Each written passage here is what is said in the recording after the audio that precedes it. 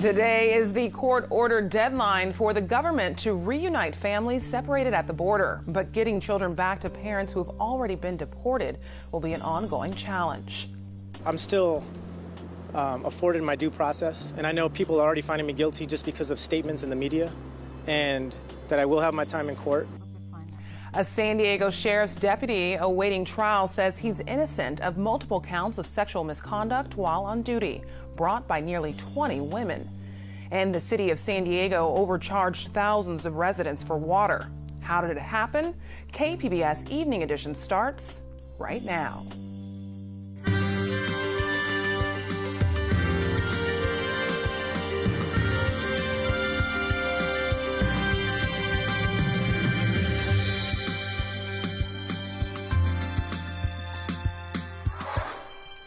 Good evening and thanks for joining us. I'm Ebony Monet.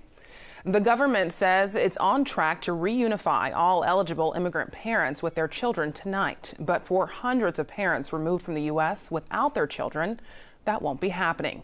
KPBS immigration reporter Jean Guerrero has details.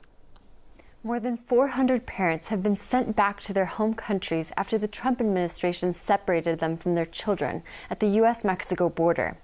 Nonprofits on the ground in Guatemala and other parts of Central America are trying to locate them, but have found only about a dozen.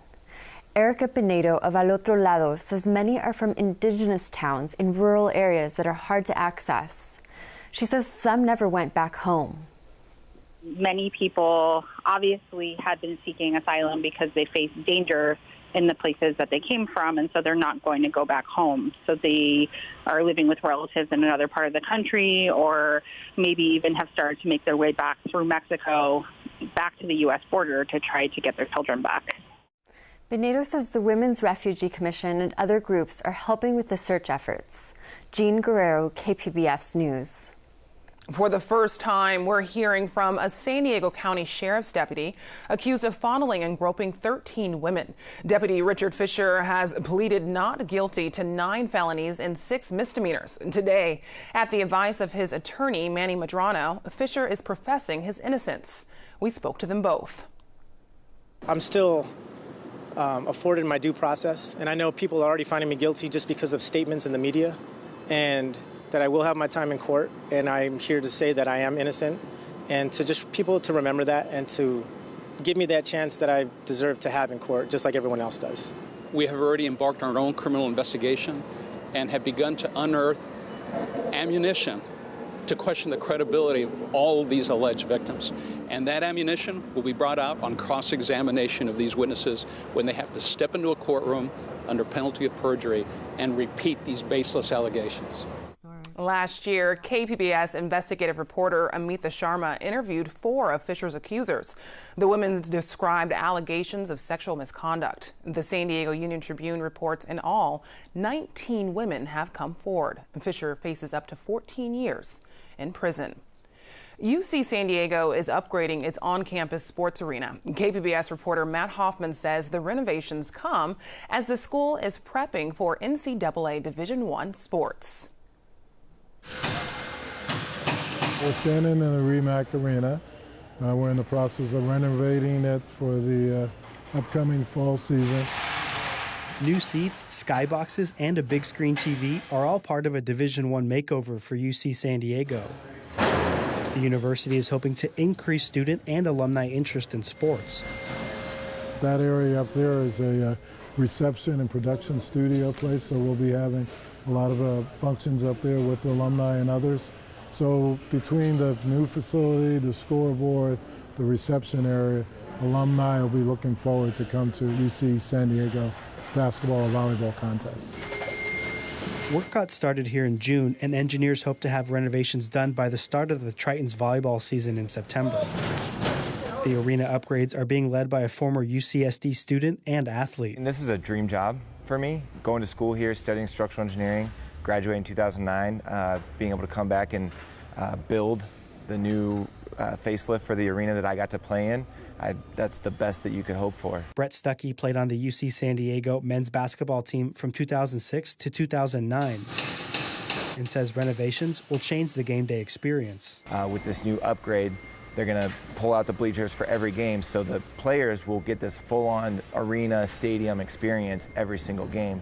Whereas when I was here, it was just the two sides were pulled out. And although basketball won't transition to D1 until 2020, recruitment is already underway. And I just think it opens up doors throughout California, obviously, and throughout the country. When you add the scholarship component, when you add the Division I component. UCSD says in moving to D1, it's also hiring more athletic staff and plans to upgrade training facilities soon. Matt Hoffman, KPBS News. Earlier this year, KPBS reported on hundreds of residents who received sky-high water bills in San Diego. An audit released today says there were mistakes made on thousands of bills. KPBS investigative reporter Claire Tragesser has more. Last year, 2,750 water bills in the city of San Diego had to be corrected after customers received them. That's according to an audit of San Diego's Public Utilities Department. It found that human error was the most likely cause for the billing issues and makes 10 recommendations for changes to be sure this doesn't happen again. City Auditor Eduardo Luna led the findings. We spent the last several months going through over 2 million water bills, specifically focused on 1.3 million bills issued to single-family residents, and we found that the error rate was extremely low given the number of bills that were issued. We did find issues and concerns with how meter readers were conducting their work and overriding management controls. We found improvements that are definitely needed with regards to customer service and outreach. In a written response, the Public Utilities Department says it will make many of the changes and will set up a system to review customer complaints by this October. Mayor Kevin Faulkner says the department needs reforms to be sure water bills are correct. When I look at the audit and all of the recommendations which were agreed to, one of the biggest ones that jumped out as me was you have to ensure that the people who are calling are getting treated with respect. That's going to change. There are about 1.3 million customers in the city, and last year about 1.6 of them saw bills that doubled or more than doubled from the previous billing cycle, according to the audit. Some of those increases were due to billing mistakes, but higher water rates and longer billing cycles also played a role. You can read more about the audit on our website, kpbs.org. Claire Tragesser, KPBS News. Lowering high blood pressure is beneficial for your heart, but a new study indicates lowering your blood pressure may also be good for your brain. AP reporter Nikki Forster has the story. At 74 years old, Margaret Graham has spent most of her life watching her blood pressure. I started taking blood pressure pills in my late 30s. In Winston-Salem? Graham participated in a massive study that gives strong evidence of the link between blood pressure and the risk of mental decline. Results presented at an Alzheimer's meeting in Chicago suggest lowering your blood pressure is good for the brain. For many years, we've observed as scientists that people with lower blood pressure tend to have a lower probability of developing dementia, including Alzheimer's dementia. The study involved nearly 10,000 people for about 4 years. Half of the participants took medicines to try to get their top pressure to around 140. The rest aimed for 120. James Hendricks with the Alzheimer's Association says the results of the study showed the importance of lowering your blood pressure. For those people who were on the intervention, we saw a 19% lowering of mild cognitive impairment in those people as they aged, which is quite significant. Go to the first letter A. All participants had cognition tests throughout the study. Some had MRI scans to check for changes in their brain. Those participants in the lower blood pressure assignment group had less development of these abnormal white matter changes in the brain after 4 years. There were fewer cases of dementia in the lower blood pressure group, but there were too few cases overall to say that lower blood pressure was the reason. That's going to be at least 150 over something, I'm sure. Researchers did see a lower risk of mild cognitive impairment, or MCI, which often leads to dementia. For most, if not all scientists in the field, it's much more important to prevent or delay the occurrence of MCI than it is dementia. Nothing has changed. That's made Graham more aware of her blood pressure than ever, for a healthy body and mind. Nikki Forster, Associated Press. More than 100 of the top women surfers are expected to take part in the 11th annual Supergirl Surf Pro tournament this weekend in Oceanside. Heavy equipment is already working to prepare the beach for the expected crowds. Male surfers were relegated to the north side of the pier this morning to allow the women to ride the waves on the south side. The World Surf League says the tournament provides opportunities for women to win points to qualify for the Women's Championship Tour. Well, parts of San Diego saw some relief today from the extreme heat, but will it last? Justin Pavic has tonight's forecast. Well, the heat is still on, though not as intense as it was, especially out toward the coast and just inland from the shoreline. Just a couple of days ago, setting records. Well, as we go throughout the next couple of days, still hot over the inland zones. Again, away from the coast, the dry weather will persist. Can we see some changes next week? We could. You want to stay tuned for that extended forecast. At least in the short range to this evening, and again for tomorrow through the evening, excessive heat warnings still in effect. We're talking about Ramona, Borrego Springs, again, inland locations.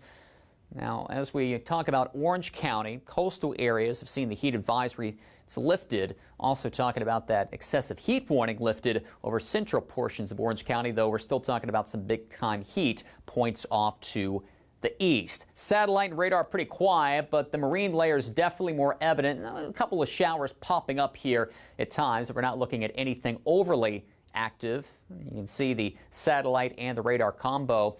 Outside chance for a stray thunderstorm here over the mountainous locations. Otherwise, the marine layer is going to deepen a bit over the course of the weekend, allowing for some cooler conditions not only to be found and felt at the shoreline, but will start to temper down the heat over the valley locations over time as well. For tonight, Chula Vista to Oceanside, we're talking about upper 60s, right around 70 degrees in the metro as clouds again are on the increase, sizzling out from the coast on Friday. More comfortable toward the shoreline. We're still talking about above normal temperatures, though. Again, should be around mid-70s towards San Diego. Notice Ramona, hot 97. Look at Borrego Springs in the midst of that excessive heat warning. Out toward the coast, temperatures stay about the same over the next several days with sun and clouds. Mild out there. Overnight low temperatures in the upper 60s to right around 70. Over the inland locations, about the same as well. Low 90s for the most part. Mountainous locations into the mid-80s. Overnight lows into the mid-60s.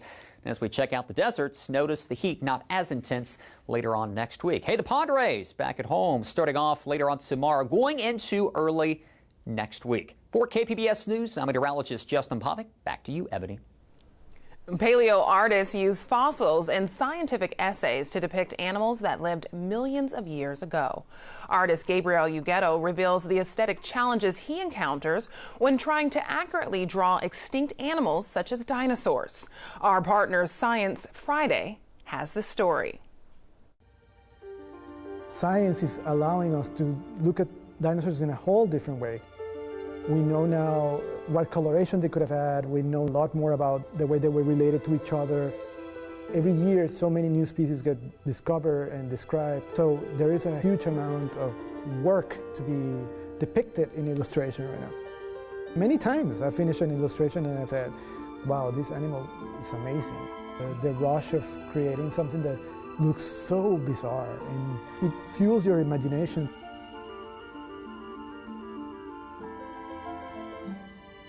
My name is Gabriel Ugueto, and I am a paleo artist and scientific illustrator. Paleo art is the artistic representation of animals that are not alive today. So as a paleo artist, I end up illustrating dinosaurs, of course, extinct mammals, also marine reptiles, basically anything that was alive a long, long time ago. Paleo art works as a way to showcase the current evidence from paleontologists, from people that study any other extinct animal behavior. So for me, accuracy, based on what we know, is one of the most important things I can showcase in my work. Growing in Venezuela, you are exposed to a lot of, different animals. I was obsessed with a field guide of birds of Venezuela. That was a big inspiration of me, and I used to look at it and say, one day I'm going to do a guide but of reptiles and amphibians, which was my main love. I worked for a long time as a herpetologist, But I studied graphic design and illustration, and that's what I felt I needed to be. So nowadays I work in books, in scientific journals, online, in museums, TV documentaries. When I get an assignment, you start with the bones and then work outward from that.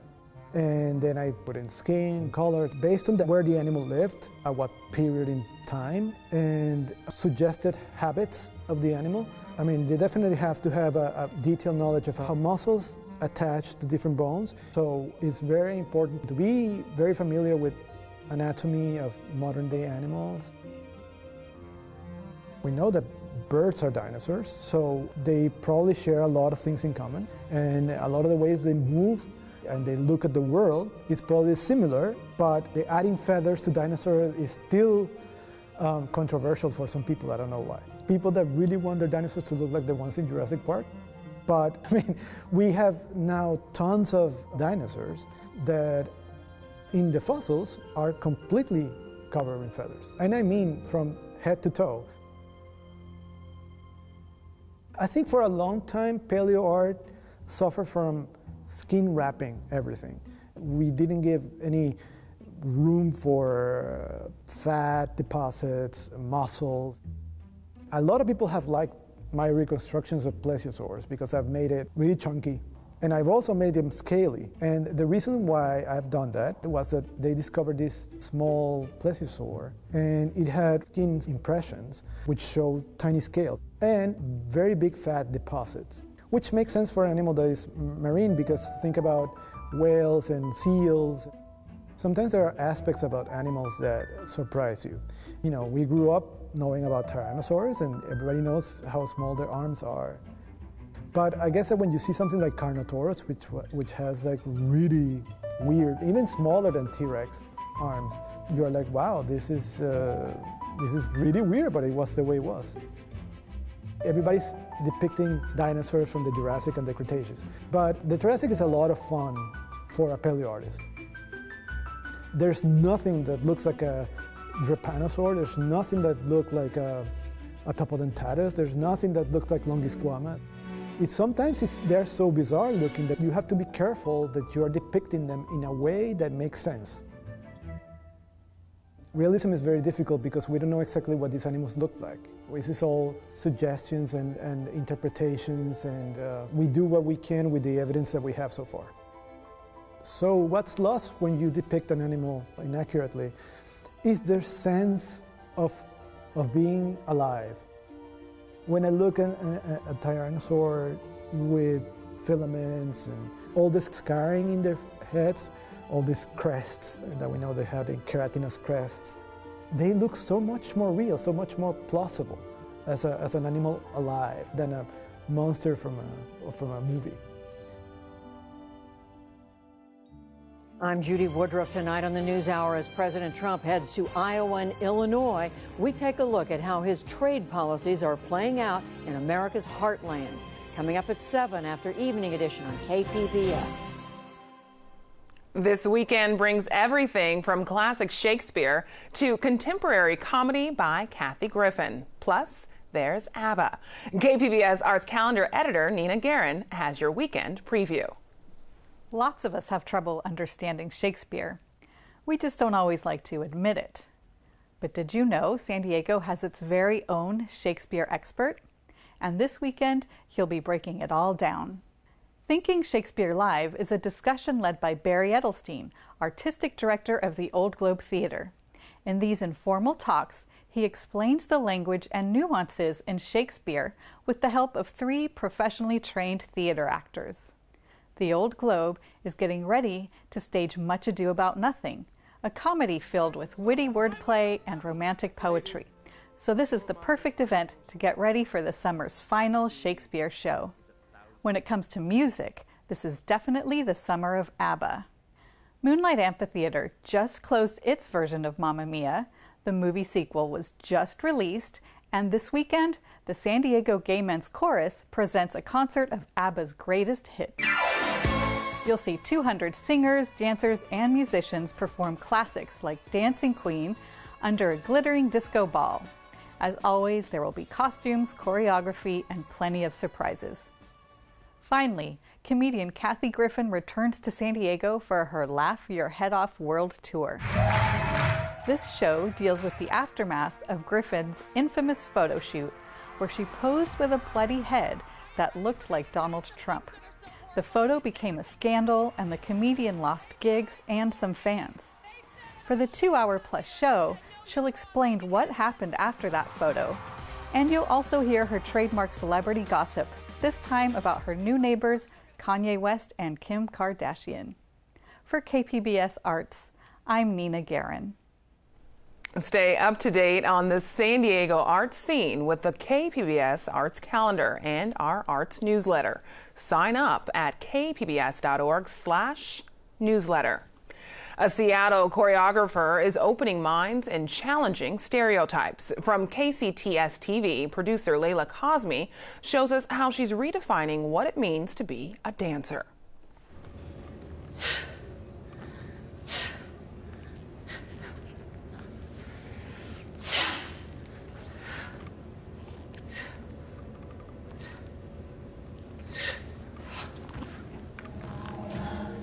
I really believe that dance is a language. Better, nice!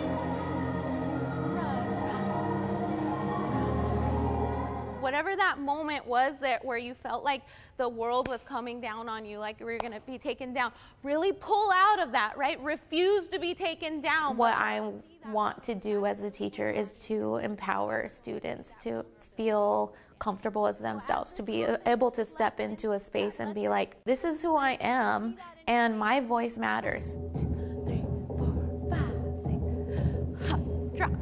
I'm Alicia Mulliken. I'm a Chicana choreographer, dancer, and teaching artist in Seattle. I think it's really important to show representation and to show the voices that aren't always heard or aren't always seen here, specifically in dance. The idea about what a dancer is or looks like has not shifted much in a long time. Randy, if that feels better. I'm not the stereotypical dancer size body. I'm not tall, long, thin, blonde hair, blue eyes. I was told many times, like, you're wasting your time, you don't look like a dancer, maybe this isn't the place for you. I would try to appease them and say, well, I'm going to be a choreographer, so I'll be behind the scenes, and I would hear things like, well, no one's going to let you choreograph on them when you look like that. And those are some pretty deep wounds that still affect me, and still, like, when I enter a rehearsal process, I still hear those voices. So let Cheryl kind of press through and you can sort of react to that. After college, I kind of started to reevaluate what is it that I really want to see in dance.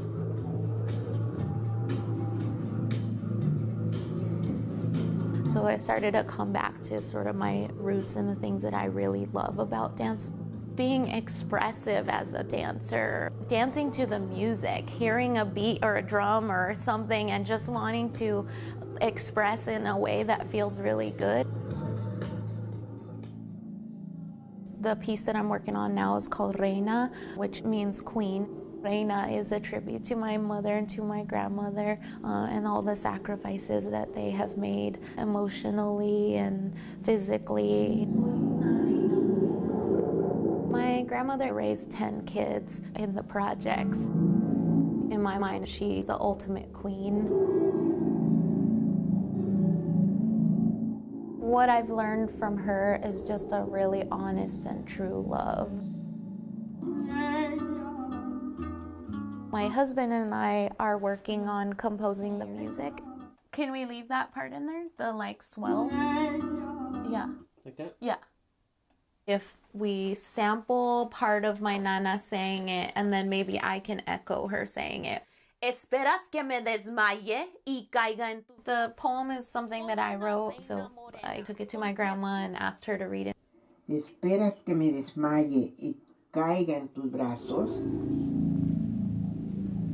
People aren't sure how to categorize my work a lot of times. It references culture, but it's not a cultural dance.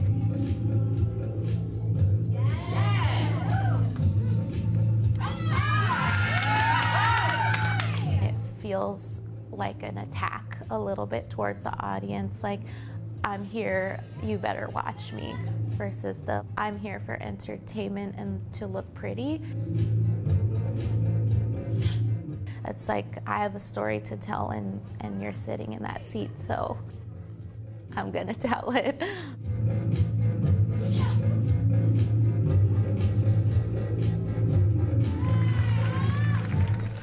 You can find tonight's stories on our website, kpbs.org/evening edition. Thanks for joining us. Have a great evening.